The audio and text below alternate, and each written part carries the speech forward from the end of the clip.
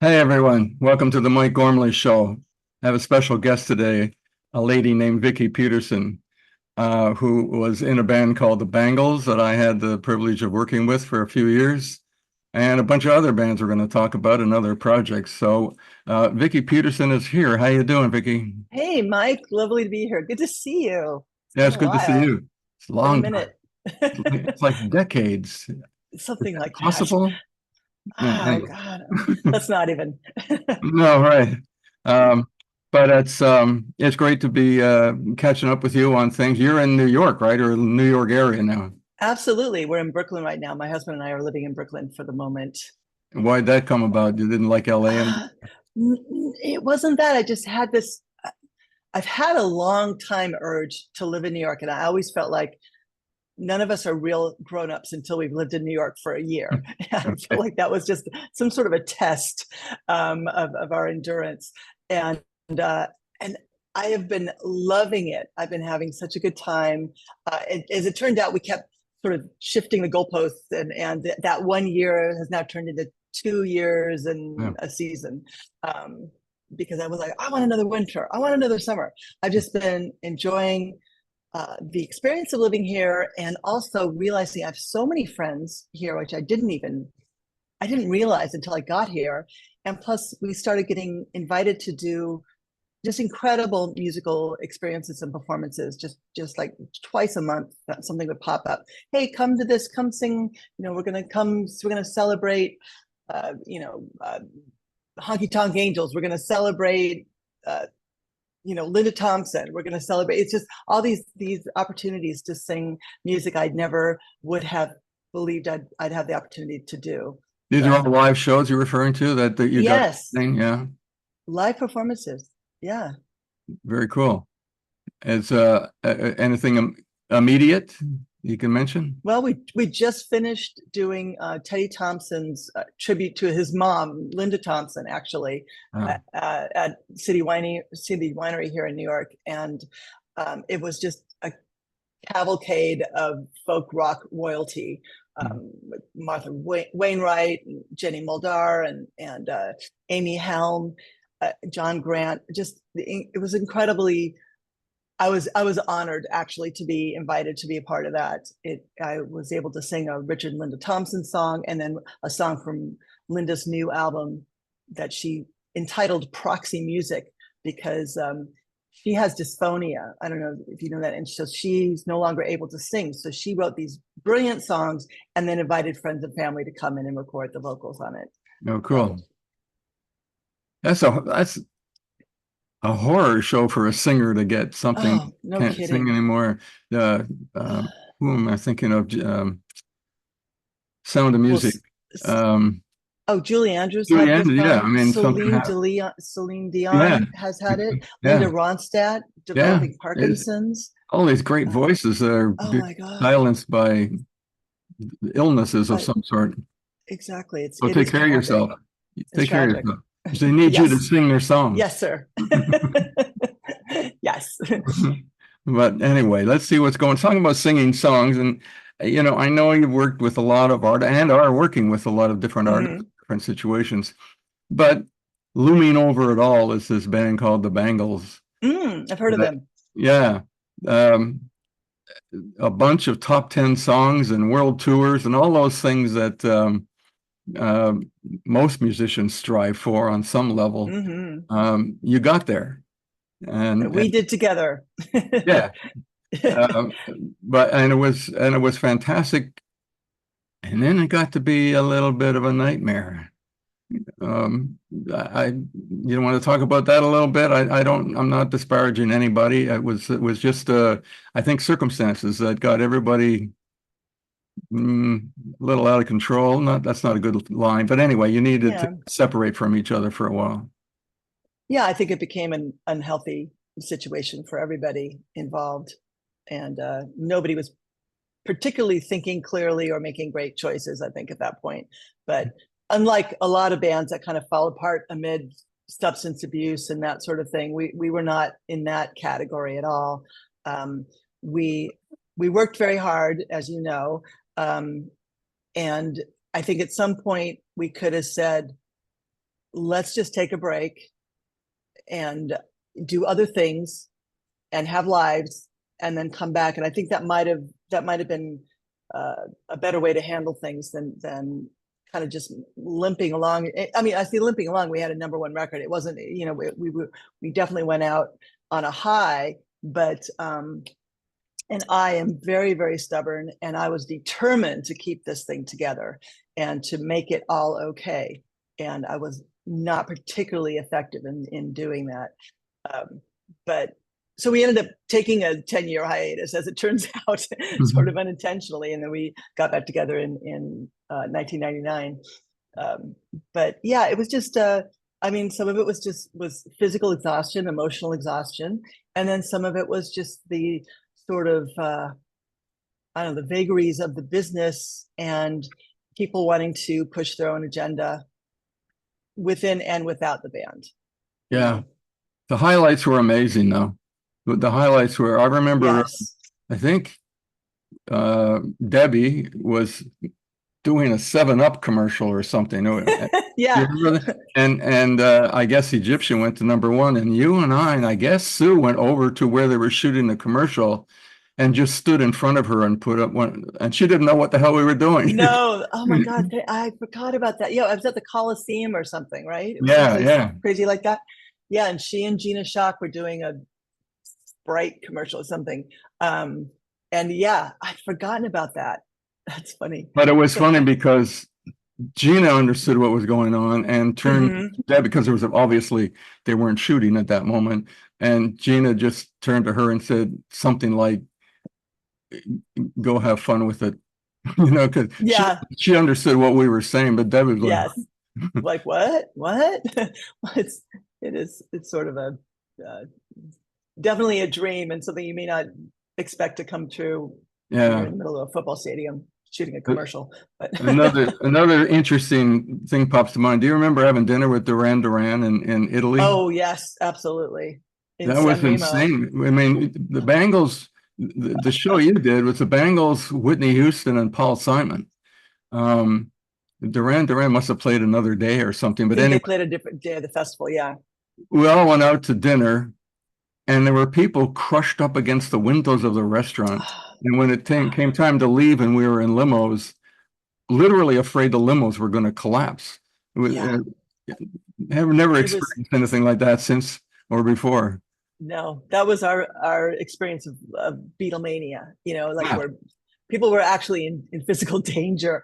And I mean, I was afraid the drivers were going to run somebody over. And we were crammed into these cars. I think I was sitting, you know, basically crammed up against Simon, which was lovely. And it was just a mob scene. It was a complete mob scene. And yeah, people were pounding on the window, and you know, it felt a little. It was exciting. It felt a little unsafe, but it was exciting. And you know, I remember asking the guys, "Is this normal for you guys? It's not normal for us." Yeah. And I think they'd experienced it probably more often than we had.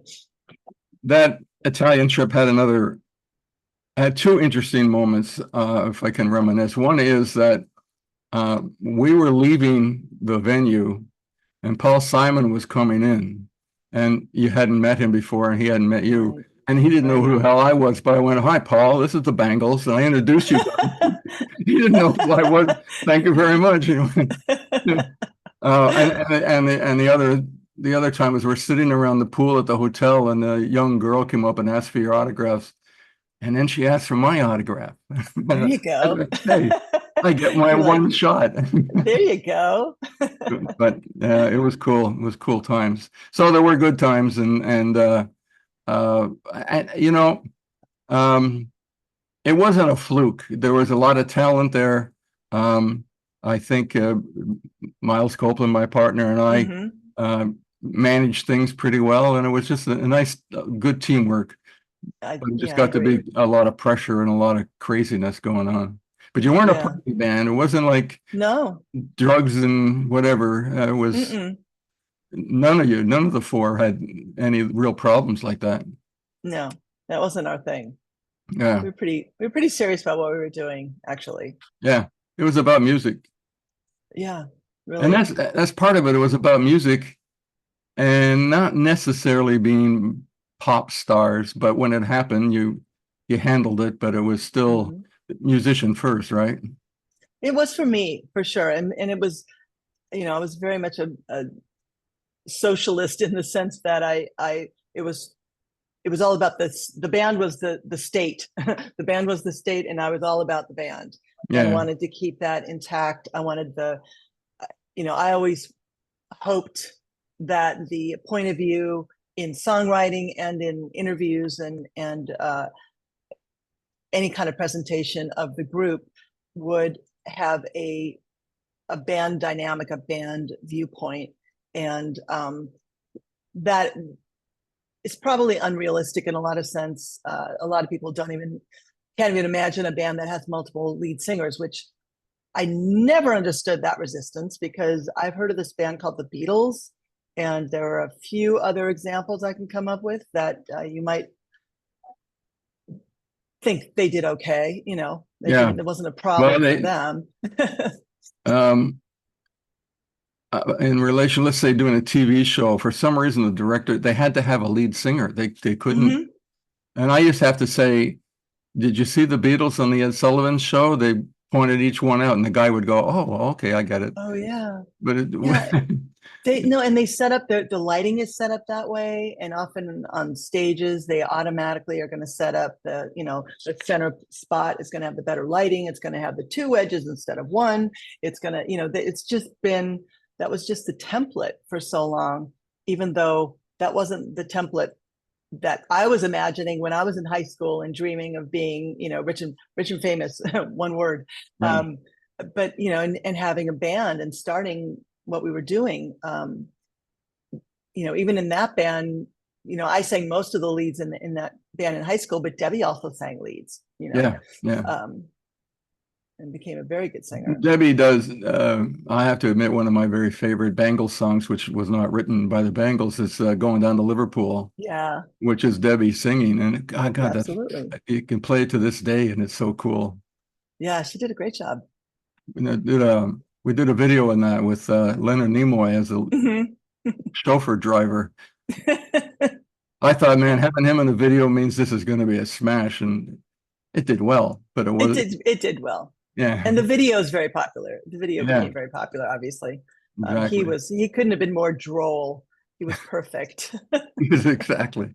And I thought it was very interesting. It was actually a video where we turned off the music for about 10 seconds or so, because he turned off the radio. Right. Supposedly. I don't know if very many videos actually interrupted the music at any point. No. I think that was a lovely cinematic choice. Yeah. Especially because I got to turn it back on. I liked that part too. So it's bringing things up to date, nice to reminisce and so on and so forth. But you're doing other things, have been for quite a while now. Yeah. Other bands and other projects, and one that comes to mind is Continental Drifters, which is a really cool band and yes. really nice music. And is that done now? They're not happening anymore, or what? Oh no, as I've said this a million times, but I don't think we can quit being a drifter. We're going to be in our 80s and we're going to be on someone's front porch, playing guitar and singing together. It's a love fest with all of us. And we actually right now have there's a book that's been written about us. We have a tribute record I'm very excited about, with some incredible artists doing versions of our songs, including my sister Debbi doing a version of one of my songs. Rosie Flores, a lot of great people contributed to this album. And then we also have a best of coming out.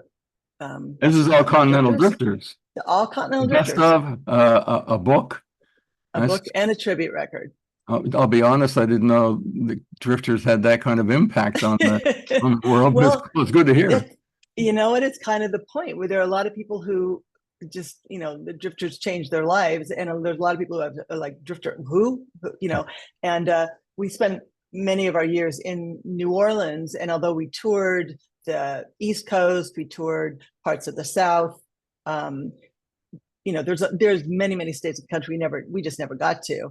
And it's kind of a condition of being a New Orleans band in a way that's very, sometimes it's hard to break out of town. But in New Orleans, we were a fixture and, you know, had a residency for years. And, you know, we were the backup band for all kinds of artists.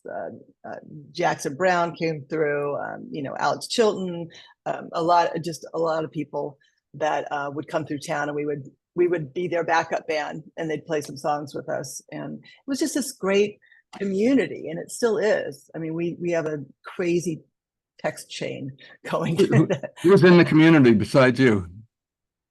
Peter Holzapfel from the DBs, Mark Walton, who was one of the original Dream Syndicate bass players. And Mark Walton is actually the only original member of the Continental Drifters, where it was a band that began in Los Angeles, actually, with two guys from New Orleans, Mark, you know, a guy named Gary Eaton, who was incredible talent, and Danny Magoo on keyboards.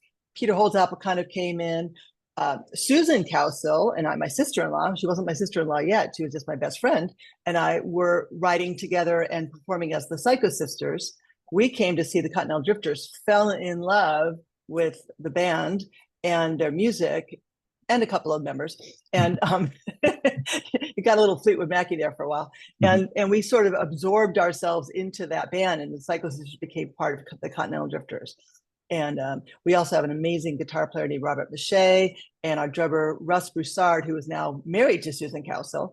Again, there's the intertwining. It keeps going around, doesn't it? Yeah, good luck. Yeah, it's a thing. It's just a thing. And Susan Cowsills, of course, the Cowsills, of course, would, in case somebody out there doesn't know, is a very big act on its own in the 60s and 70s.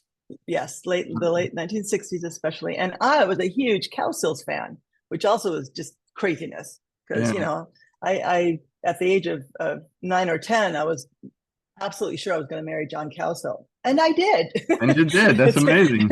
It is kind of amazing. And that happened. And I didn't even. That happened because of the Continental Drifters. Is that you got together with him via that route? No. That's another whole story. It's another whole book that's coming out. No, we were. I mean, I met him and Susan the same day in 1978. Believe it or not, when the Cowsills played a club that my band had actually just played in Redondo Beach, and so. But you know, fast forward 25 years and 2 marriages for John, and we actually sort of started dating. It was almost like dating your cousin at first because I'd known him for so long. But you know, and Susan had said to me very pointedly, "You date my brother, and I will kill you." You know, because but I survived. Protective. So yeah, it's just another crazy story. No, John wasn't even aware of the Continental Drifters until later. He came into New Orleans and watched us play and got it. So all the bands, Continental Drifters and Bangles and Psycho Sisters and so on. Is there a musical connection? Is there I mean, I can't picture them being like the Bangles or the Bang. You know what I mean? But there's are connections other than you. Absolutely, there's a through line for it, and no, the Continental Drifters couldn't be any more different than the Bangles, except we have multiple lead singers and we have multiple songwriters. So structurally, in that sense, but musically, no, it's very Americana, folk, pop, rootsy, rock, very different than Bangles, sort of jangle psychedelia. The through line really for me is harmony. I gotta say, and that obviously reigned supreme in the Bangles. It was something I was always very proud of that we did very well.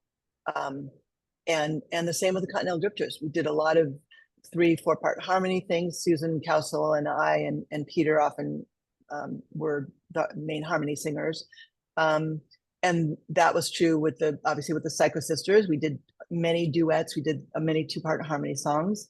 It's true in a band that I haven't even mentioned yet called the Action Skulls, which is a band that John and I formed with Bill Mumy, the actor and musician. You know, we're in a band with Will Robinson, basically. He was Will Robinson in Lost in Space. He's done many, many, many things since that. He's way more than just that. But we have made 3 albums with the Action Skulls. The last one came out earlier this year. And again, harmony, harmony, harmony. That was the thing that brought us together, was singing around a piano at a Christmas party, and me thinking we couldn't have more different voices, but together we create something really special. And so I agreed to be in this ridiculously named band with these 2 guys. And so there's that. And then the same with with John Cowsill and I, we are all about singing, almost like Everly Brothers style 2-part harmonies. Oh, and that's what we're all about. Yeah. Very cool. Very cool. Mm-hmm. We're going to hear a little Continental Drifters now as we head out to a commercial. Great.